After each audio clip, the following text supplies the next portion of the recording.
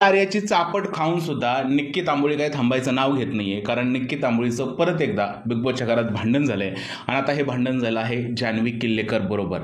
नक्की काय झाला विषय पाहूया व्हिडिओमध्ये. नमस्कार मित्रांनो, माझं नाव तुषार आणि 7 स्टार मराठीमध्ये तुम्हा सगळ्यांचं पुन्हा एकदा स्वागत आहे. तर निक्की तांबोळी आणि जान्हवी किल्लेकरमध्ये खूप मोठा राडा झालाय. बिग बॉसचा प्रोमो आलाय. त्या प्रोमोमध्ये पाहतोय की जान्हवी आणि निक्की एकमेकीवरती ओरडत आहेत.